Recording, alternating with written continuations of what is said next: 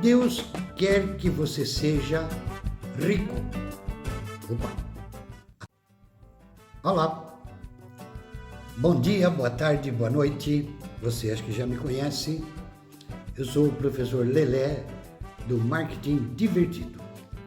A nossa proposta é passar para você uma liçãozinha de marketing rápida e rasteira, sempre junto com uma historinha, uma piada ou um caso divertido que ilustre o assunto. Hoje eu gostaria de comentar um artigo do economista Paul Zani-Pilzer. Ele diz o seguinte: Deus quer que você seja rico. Opa, até ele quer? Que bom! Então me chamou a atenção esse artigo do Paul, que eu gostaria de passar para vocês, que são ideias muito boas e que não pode ficar no esquecimento. Paul Zani entende de riqueza.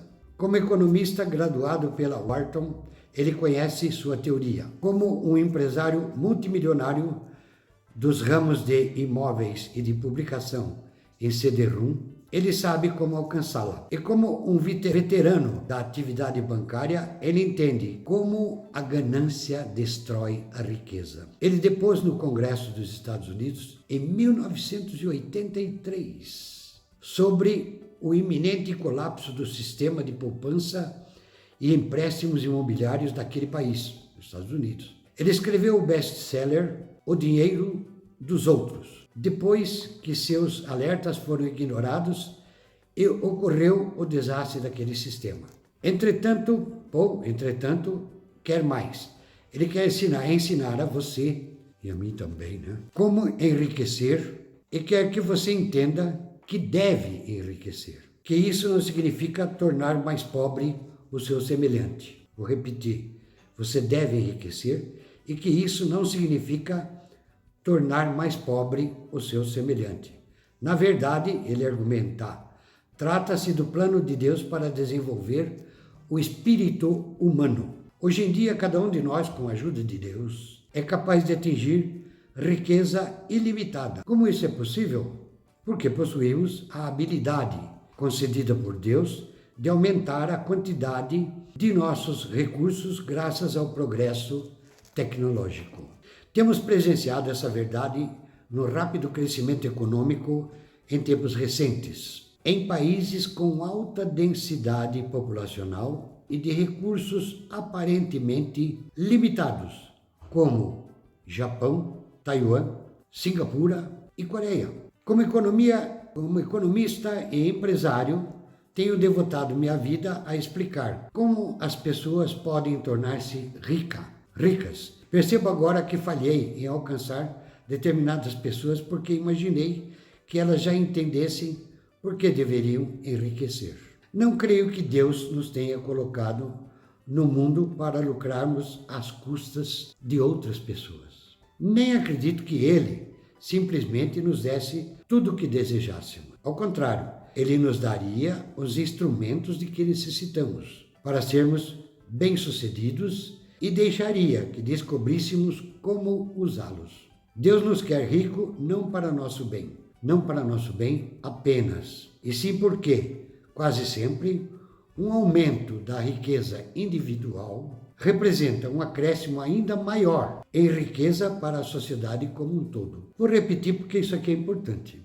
Um aumento na riqueza individual representa um acréscimo ainda maior em riqueza para a sociedade como um todo.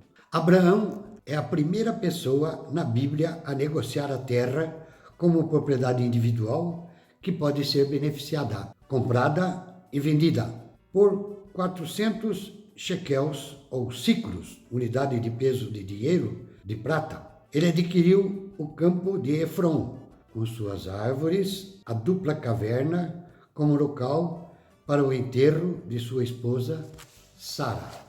Abraão era casado com Sara, pai de Isaac. Estudiosos cristãos, judeus e muçulmanos concordam que Abraão começou como nômade, aquele que extrai o alimento da terra até exauri-la e depois sai em busca de outras terras e posteriormente este Abraão tornou-se um agricultor. Os agricultores semeiam a terra para dessa mesma terra, obterem de forma continuada o seu alimento. Pode-se ver por que a atividade do agricultor, em oposição ao nomadismo, prevê a propriedade da terra. O homem nunca cultivaria a terra que não esperasse estar ocupando a época da colheita. Quem planta quer colher. Abraão entendeu como poderiam ser prósperas todas as crianças de Deus se esforçassem para aumentar suas riquezas, ao invés de tomarem a propriedade dos outros. Quando são permitidos os frutos às pessoas que aumentam seu quinhão, a prosperidade total é ilimitada. O pacto de Deus com Abraão era a promessa divina de que um dia todas as crianças de Abraão respeitariam as propriedades privadas umas das outras, a fim de que todas tivessem a oportunidade de tornarem-se ricas. As leis de Abraão relativas à propriedade da terra foram, na verdade, codificadas em todas as principais religiões. Quando a Constituição dos Estados Unidos foi escrita, permitindo a cada estado o autogoverno, Estados Unidos, autogoverno, na época o termo estado significava uma nação soberana e independente. Havia essa importante exceção ao autogoverno. Nenhum estado poderia infringir o direito de seus cidadãos comerciarem livremente com cidadãos de outros estados. Nunca na história as leis de Abraão haviam sido codificadas tão brilhantemente como em um documento leigo. Desde o fim do comunismo, tais leis vêm tornando-se leis usuais em praticamente todas as nações. O livre comércio entre as pessoas e as nações incrementa o fluxo de ideias e cria a possibilidade de ocorrerem melhoramentos tecnológicos para além da nossa capacidade de imaginá-los. Em 1865, a Inglaterra foi tomada de ansiedade com a publicação do livro de William Stanley Jevons, que previa a ruína da economia inglesa. Seu título, O Problema do Carvão, Indagações sobre o Progresso da Nação e o Provável Esgotamento de Nossas Minas de Carvão. Olha aí. Uma conclusão é inevitável, escreveu Jevons. Nossa atual venturosa condição de progresso é coisa de duração limitada.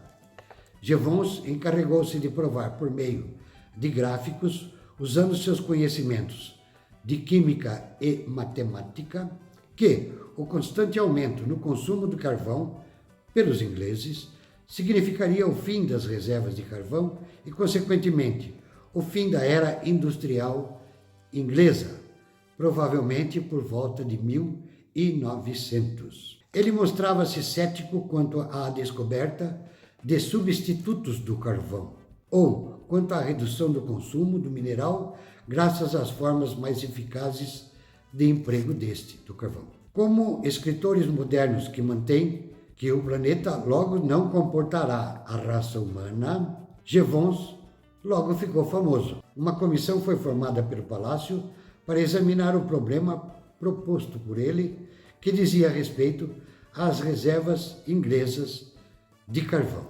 E ele continua: engenhosidade e crise. Outra grande crise de energia já tinha ocorrido 6 anos antes. Desde o século XIII, uma porção significativa da economia mundial dependia da pesca da baleia.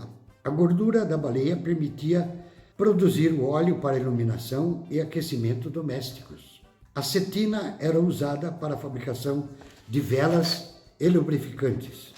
As barbatanas eram usadas para esculturas artísticas e para firmar os espartilhos das damas. Algumas das primeiras colônias americanas tinham sido firmadas sobre a pesca das baleias, e a engenhosidade yankee rapidamente dominou tal atividade. As embarcações de outros países pescavam as baleias e as levavam para os seus portos com o fim de obterem produtos a partir do material pescado, mas as embarcações yankees eram fábricas flutuantes que processavam esse material com vistas à produção de bens úteis e traziam para seus portos um carregamento de valor. Entretanto, Agora, graças à eficiência dos Yankees, o número de baleias estava diminuindo. Em 1859, mais de 10 mil baleias, veja bem, mais de 10 mil baleias foram pescadas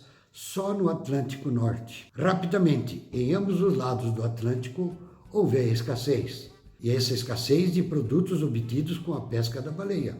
As perspectivas não eram boas para os Estados Unidos. Porém, naquele momento, a engenhosidade Yankee encontrou um substituto mais barato para o óleo da baleia. O coronel Edwin Drake perfurou o primeiro e bem-sucedido poço de petróleo em Titusville, na Pensilvânia, vejam bem, em 27 de agosto de 1859, e a era do petróleo começou. Os fatos a respeito das reservas de carvão inglesa revelaram-se reconfortantes, o público esqueceu-se de seus temores e Gibbons voltou a sua atenção, no fim da vida, para o estudo das manchas solares e suas supostas influências na atividade econômica. Quando a comissão apontada pelo Palácio apresentou suas conclusões a respeito das reservas de carvão em 1871, a nova indústria do petróleo caminhava para substituir o carvão na economia inglesa. Não devemos nos surpreender indevidamente com o que a criatividade humana produziu, aparentemente a partir do nada. Vejamos os revolucionários da medicina moderna. Louis Pasteur, Marie Curie, Jonas Salk, tinham todos a fé em Deus que profundamente afetou seu comportamento em relação à ciência e às suas possibilidades. Assim agiu também outro pioneiro da medicina, o grande Paul Ehrlich, que recebeu o Prêmio Nobel de Medicina em 1908. Tal Ehrlich não deve ter se confundido com o atual Paul Ehrlich, que escreveu A Bomba Populacional, incorporando um ponto de vista bem diferente e que é, infelizmente para todos nós, o mais conhecido ecologista norte-americano. De todos os charlatães que vivem a explorar nossos temores, ao publicarem más notícias, ninguém talvez tenha causado maior dano à verdade. Em 1968, Ehrlich, de nossos dias, tem lançado sucessivas previsões sobre uma eminente fome global devido à superpopulação, o que não ocorreu uma vez que a produção de alimentos continua a crescer mais crescente ou rapidamente do que a população. Então vejam bem, a criatividade é sempre presente nos grandes problemas da humanidade e desde os tempos de Abraão, como diz aqui no artigo, tem afligido a humanidade. E agora, para encerrar, eu quero contar uma historinha bíblica. É do Abraão. Abraão era pai de Isaac, Isaac era seu filho preferido, predileto. E um dia, Deus, o homem lá, pediu a Abraão para que provasse o seu amor a Deus. E pediu-lhe uma coisa difícil. Pediu-lhe o sacrifício do seu filho predileto, Isaac. E Abraão, sempre obediente a Deus, foi ao altar de sacrifícios. Depois, o jovem Isaac na mesa de sacrifício e com a sua faca estava pronto para sacrificá-lo, para provar o seu amor a Deus. E Isaac ali. Quando ele estava pronto, ouviu-se uma voz lá do céu, uma voz tonitruante. Pare, Abraão, não precisa matar Isaac. Você já provou o seu amor para mim. Nisso, Isaac levanta-se da pedra de sacrifício e sai desabalada. E Abraão diz para ele: volta, filho Isaac. Deus provou que te ama. Deus te poupou, provou que te ama. E Isaac responde lá de longe: provou coisa nenhuma. Quem me salvou foi meu curso de ventríloco. Aí Isaac saiu-se bem, né? Então, veja bem, a criatividade das empresas. Hoje nós falamos um pouco de marketing, falamos mais de gerenciamento, de gestão, mas também faz parte de marketing. Gostou da lição? Gostou da historinha? Deixe o seu like. E mais uma lembrancinha, eu também tenho um canal de pescaria. Marketing também é pescaria. Chama-se Pescaria com Lelé e Companhia. Acompanhe-me lá. Lá tem a cada dica de pesca uma receita de uma isca, uma dica de pescador, tem também uma piada de pescador acompanhando. Siga-me lá, Pescaria com Lelé e Companhia. Gostou da pílula? Deixe seu like, deixe também seu comentário, passe para os seus amigos. E até a próxima pílula de marketing divertido com o professor Lelé, que sou eu. Obrigado.